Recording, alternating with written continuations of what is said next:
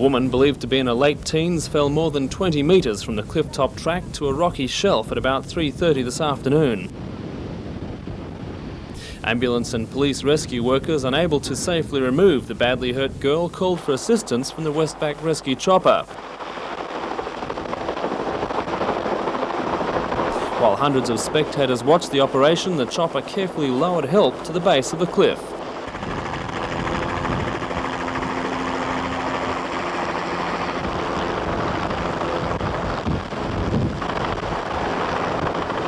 Rescue workers say the young woman remained conscious and calm throughout the ordeal. Fortunately, light winds made the tricky recovery of the patient a little easier.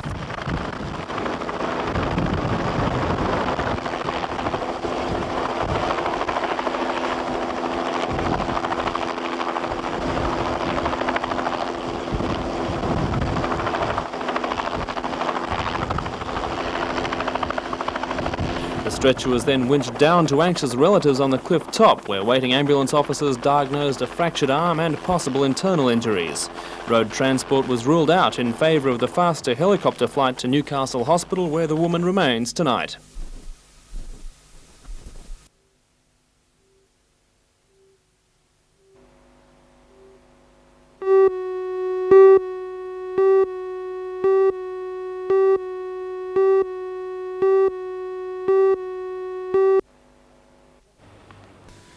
Rachel McQuillan was playing in the final of the Kraft Australian Junior Championships in Sydney. Yesterday, she downed Queenslander Kerry-Ann Goose 6-4, 6-3 to set up a showdown with Sydney-sider Christine Radford. The opening session of the game was close as both girls sized up each other's measure. At 3-all, Rachel started to play more consistently and Christine started making unforced errors. The Merewether 16-year-old won the next 5 games to win the first set 6-3 and race to a 2-love lead in the second. Up 5-3, Rachel was down a break point but saved it with this top smash. She then won the next 2 points to wrap up the match 6-3, 6-3. Both Rachel and Christine will team up next week to play for New South Wales in an interstate series.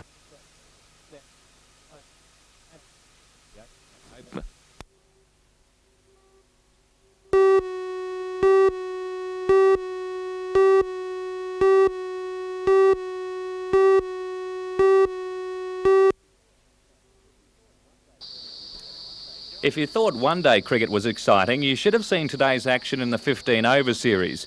16 teams started off in the competition a month ago, with the final 8 battling it out in today's finals at Wallsend. Each team bats for 15 overs, with the bowling side having 5 players bowl 2 overs and another 5 1 over. If a wide is bowled, it costs 4 runs, as well as another bowl. With teams being only in for such a short time, there was plenty of quick runs and big hits. Best of the slashes was captain of the Belmont team, Chris Williams, who compiled 98 runs in only 7 overs. During his time at the crease, he hit 12 sixes, 5 of them in the 1 over. Twice in that over, play was suspended to look for the lost ball. If there hadn't been a fielder at long on, this shot would have been his century, not his downfall. Williams' Belmont side beat Waratah in the quarter-final, and Newcastle on the very last ball of the semi-final to set up a meeting with last year's runners-up Wallsend in the final.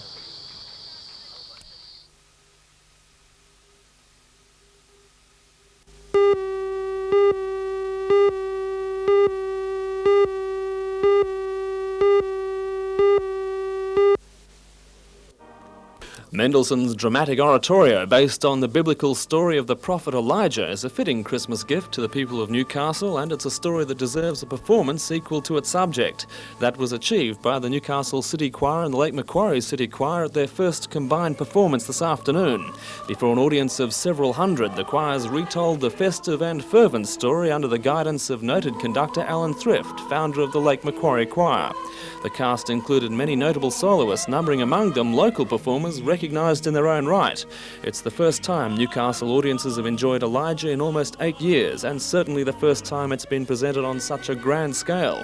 The success of this stirring Christmas performance hopefully means that music lovers will be treated to similar grand oratorios in the not too distant future.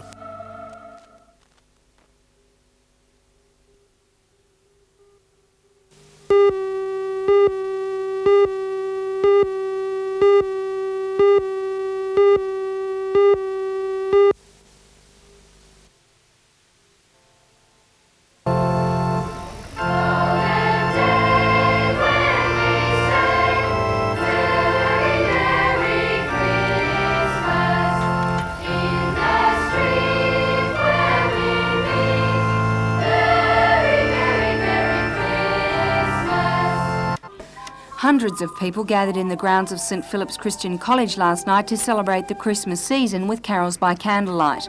It was a time for young and old. As some were transfixed by the music, others were mesmerised by the candles. The audience was entertained by 120 of the school's students with a variety of pieces. And the performers did not only come from the college's high school ranks, some were as young as 6 years old. For the school, which was established in 1982, Christmas and its religious significance is very important, as it seeks to be a special educational institution for the children of charismatic Christians in the area.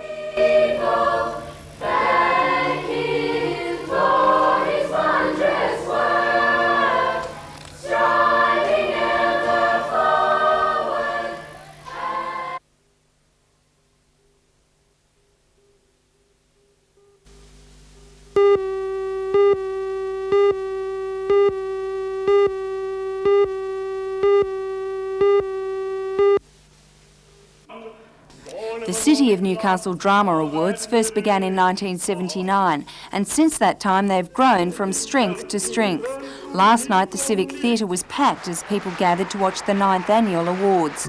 The whole night was interwoven with small excerpts of some of the best-known productions throughout the year. These range from Bad Guys from the Young People's Theatre production of Bugsy Malone to an excerpt from La Boheme. But it was chiefly a night when the judges gave out their awards for excellence, and the field was particularly strong. Among those to take out the awards were the Professor of Drama at Newcastle University, Victor Emilioff, for Master Class, which he produced while guest director of the Hunter Valley Theatre Company. Excellence in acting in a female role in a professional production went to Liddy Clark for her part in the Hunter Valley Theatre Company's Educating Rita, while Mark Butler won the same award for the male actors in his performance in Master Class. A definite highlight of the night was the presentation of the Critics' Choice for a Lifetime Achievement in Newcastle Theatre, and this award went to Madge Omerod, who has been involved in Newcastle's drama scene since the 1940s in a startling range of roles.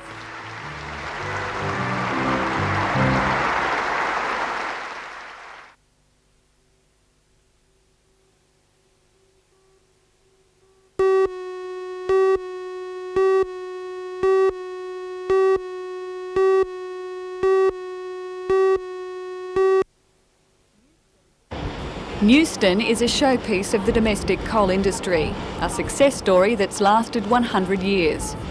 400 men are employed at the Longwall mine, the only underground colliery to produce more than 2 million tonnes last financial year.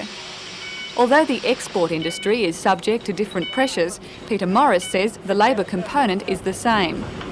The Minister says the groundwork has already been laid to try and help the export industry recover.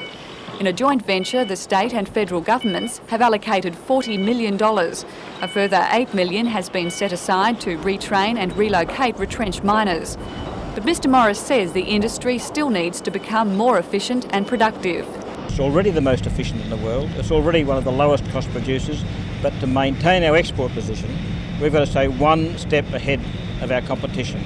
Well, if it's one of the most efficient, why is it in crisis? Well, I don't know that it's in a crisis, it's going through a difficult period, but when you've got other competitors who don't have to worry about revenue and expenditure, who buy foreign exchange with the coal they produce, then we have the kind of problem we've got. Mr Morris says production costs have not yet forced radical changes. Production still grinds to a halt at the weekend. He says this is a matter for negotiation between company owners and miners. He is confident the industry can recover. We're quietly confident we'll achieve the progress that we want.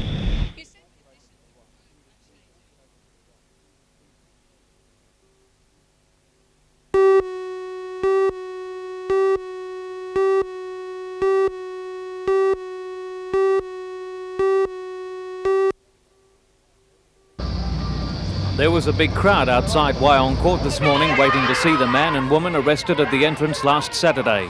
In a joint operation with Queensland Police, the couple were picked up at this motel and charged with the knife assault of 24-year-old Cheryl Mortimer in Ipswich on November the 11th. It was on those charges that 44-year-old Valmir Beck and 33-year-old Barry John Watts were brought before the court today. A tight net of police security surrounded their movements from nearby Wyong Police Station. I'm innocent. I haven't done anything to anyone. Solicitor John Pearson placed on public record that his client Barry Watts had been questioned by police over the past 2 days in relation to an armed robbery and a murder. He stated that his client had made no admission in relation to any of these incidents. He alleged his client had been assaulted while in custody, but did not say by whom. Magistrate Errol Considine granted the extradition of both Watts and Beck to Queensland. They'll be appearing in the Noosa Heads local court tomorrow. Noosa Head schoolgirl Sian Kingi was found dead in bushland on December the 3rd. Police say she was stabbed 11 times, sexually assaulted and had deep wounds to her throat. Despite an extensive search and the discovery of a number of suspected murder weapons, there have been few new developments in this brutal case. Today's appearance in court by Beck and Watts provoked a crowd of about 40 people to hurl abuse as they were whisked away by a police car into custody. They'll be flown to Queensland accompanied by Ipswich Police tonight.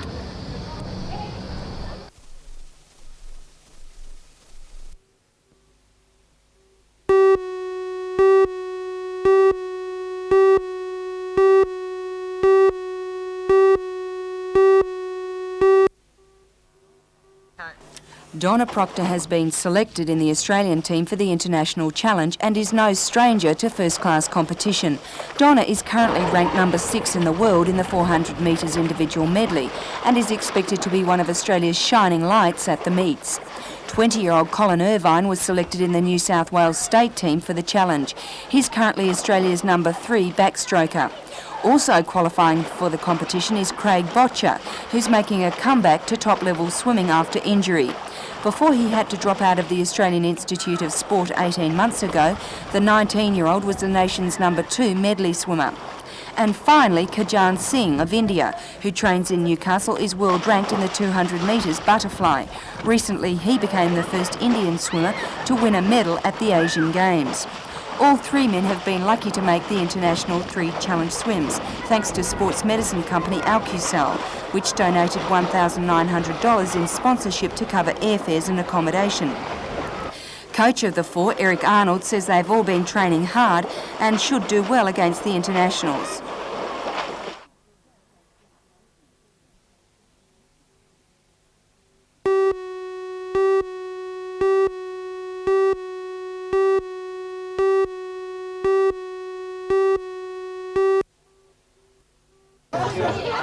I'll come in the morning.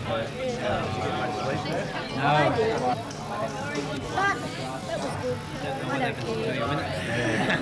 We got it off TUE. Was it TUE? TUE, yeah. 14 winning Sydney. On your win.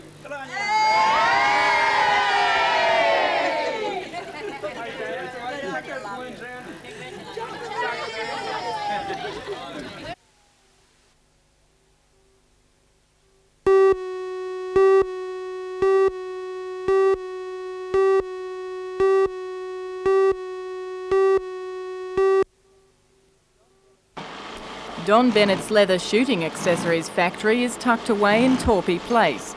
Although inconspicuous, Bennett's staff of 8 makes almost 70% of the leather shooting accessories sold in Australia. Bennett's also exports small shipments to Singapore and Malaysia. Mr Bennett hoped his business would turn over $500,000 this financial year and expected to employ extra staff. But if implemented nationwide, tougher gun laws might pull the rug out from under his plans. Well, if they were introduced across the whole of Australia, the business would have to close. We could not be viable with the amount of business we'd have left. What does that mean for the people who work here?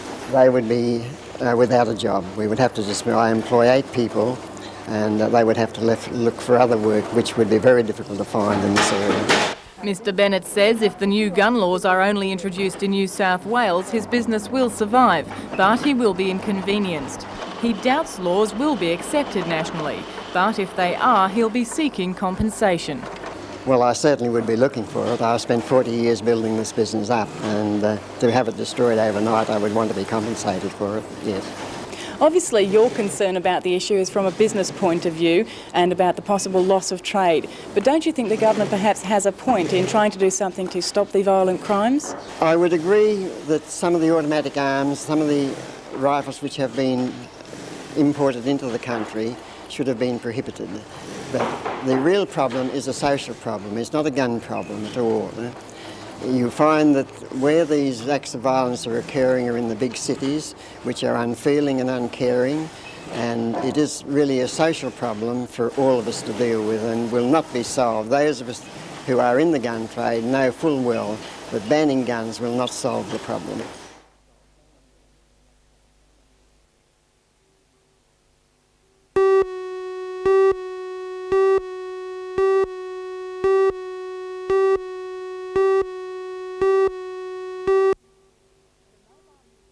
The Mobile Museum will clock up 20,000 kilometres during the next 12 months.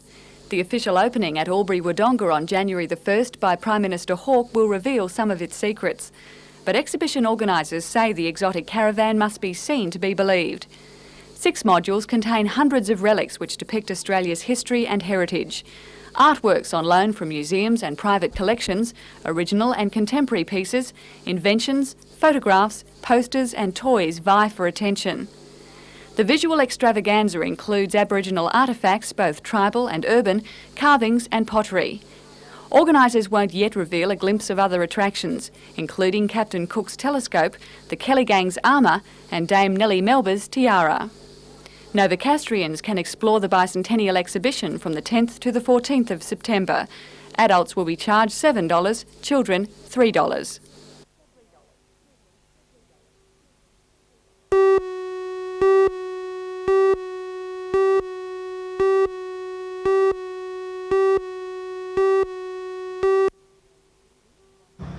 This is Montoro Resources' massive new terracotta roof tile plant at YE. Built at a cost of $37 million, the company claims it's the largest terracotta plant of its kind in Australia, and they've gone to great pains to show it off properly, with landscaping on site being a special feature. But this is what it's really about, tiles. When fully operational, the company hopes to produce between 15,000 to 20,000 tiles a day, 6 days a week. There are excellent clay reserves on site to provide enough raw materials for more than 20 years of production. At the moment, about 57 people are employed on the site. In a move that would be the envy of many of the coal companies in the region, all employees are multi-skilled. The company says it's had no industrial problems so far. This plant is just the first stage, and already stage 2, a terracotta floor tile plant, is being constructed, and there are plans afoot for a specialty brick manufacturing plant in the future. But today the first product left the site. Although most of the tiles will eventually be sold for export to countries like the USA, New Zealand and Japan, these ones are destined for much closer to home. They will grace the roof of the Wyong Shire Council Bushfire Brigade building.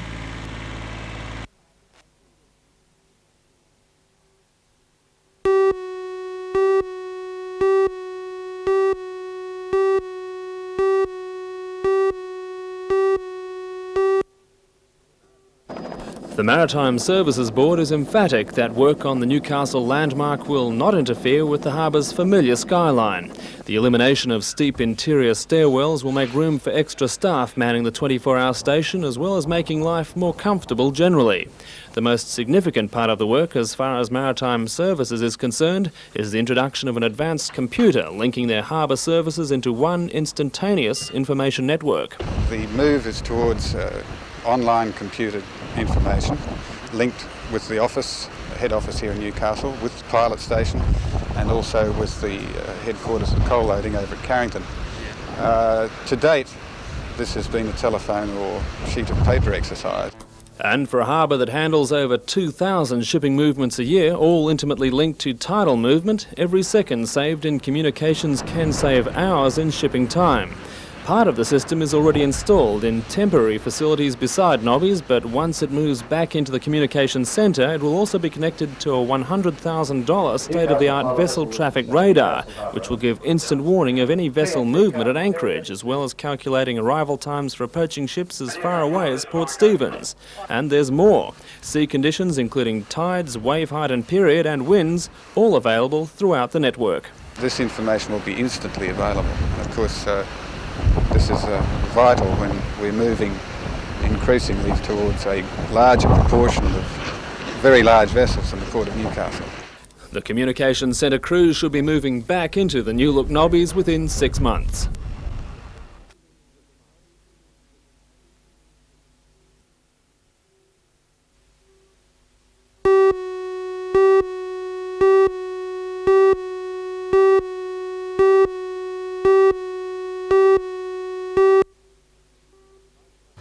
Last night's meeting made some headway, with a council report being tabled apparently sympathetic to the Bushfire Brigade call for a clerical assistant.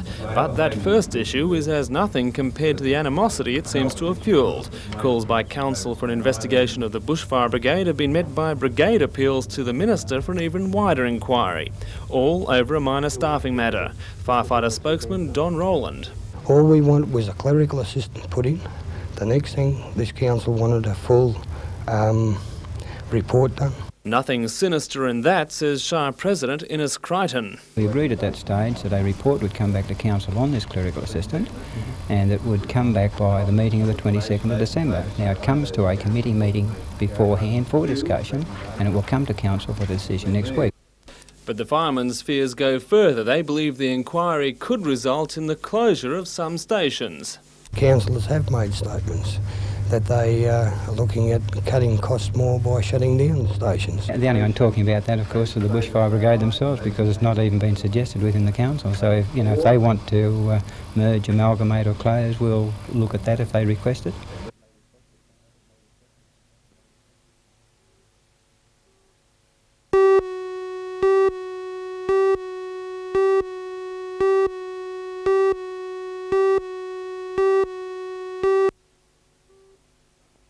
The sizable crowd at the opening of Merewether's tourism office had more on their minds than just tourists. They took advantage of the presence of Member for Hunter Eric Fitzgibbon to voice their fears for the future of their medical services, especially in the light of the ongoing country doctors dispute. They've come here to express their disquiet, their confusion, their chaos and their unease about the doctors' dispute and the very real possibility eventually, if we lose the doctors, of losing a hospital as well. While the future of the hospital may be a matter of concern, the future of Merewether appears to be stronger than ever. The opening of the tourist office is more than a symbol of the New South Wales Tourist Commission's belief that the town is an important gateway to the Hunter Valley and the coast.